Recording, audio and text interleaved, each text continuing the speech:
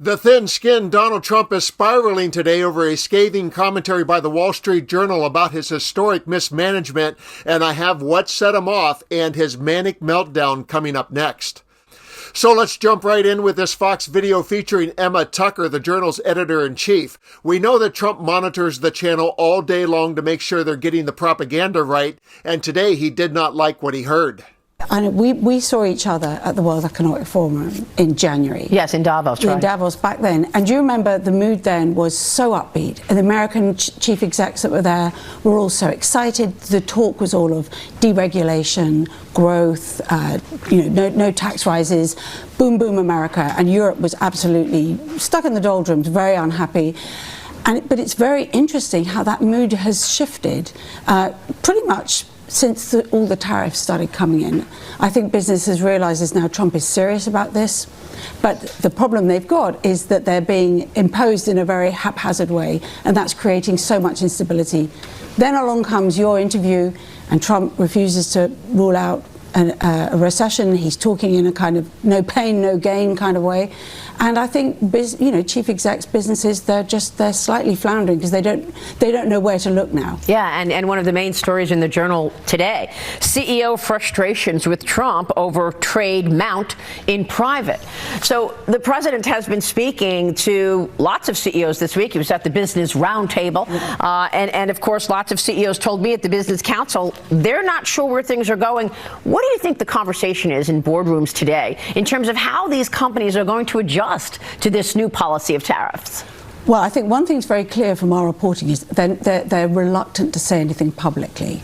I think that story that is about this roundtable of business people. There were some sort of informal polls where the chief execs that were there said the stock market would have to drop by 20% for them to talk out. So I think they've accepted that the tariffs are here, and what they want to know now is which ones are staying, which ones are going to be dialed back. Is there going to be further retaliation? I mean, when a company has to pay more for its input, will they typically pass it on to the consumer, do you think? I think eventually they're going to have to. Yeah. They may not immediately. There may be some buffer there that they can absorb these prices. But over time, inevitably, I think we will see prices for certain goods go up. And what was the dictator's response to someone criticizing him on state television? I discovered Trump's ranting like the man-child he is via a post by Kevin Barron, who said, and he was sharing a post by Aaron Rupar that said, "This is a Hitler screaming in his bunker at general's level of lunacy. Anti-Jewish global money conspiracy, check. Putin paranoia that Europe is uniting against me, check. Insult and fighting with America's best friends, check. Nonsensical rant, check. Absolutist and juvenile win-lose worldview, check. Horrible grammar, check. Misquoting FDR, check. And bonus points."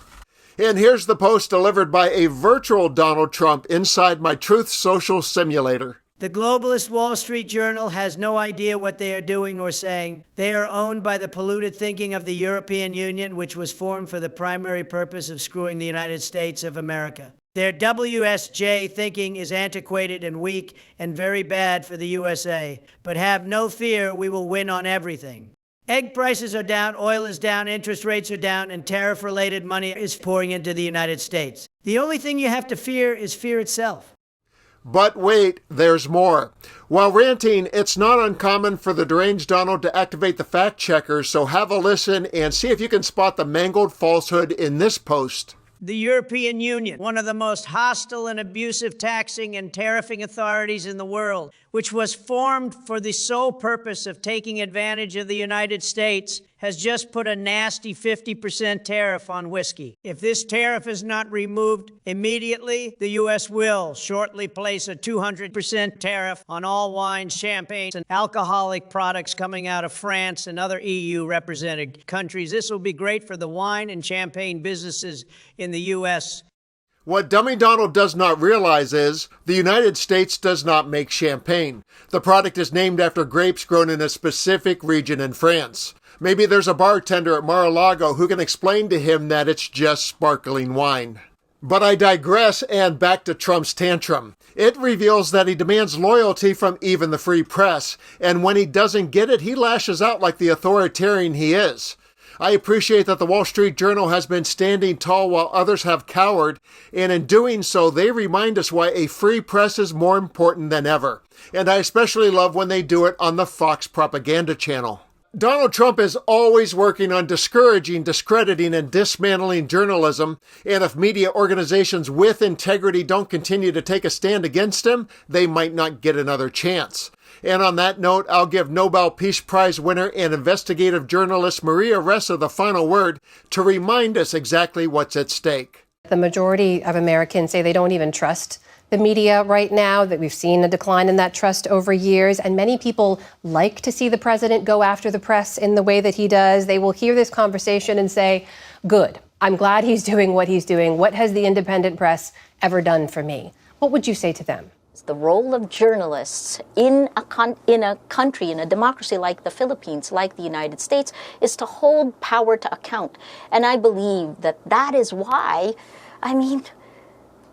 you're not going to have an influencer or a content creator stand up to a dictator. You're not going to have someone have a set of principles, of standards and ethics that actually pushes against their own self-interest. We're seeing all of these begin to fall, but here's the thing. Part of what triggered that is the technology, the public information ecosystem we live in. Journalists and news organizations have been under attack from the very beginning. So your lack of faith in that is a self-fulfilling prophecy. You lose journalism the way we practice it. You lose democracy.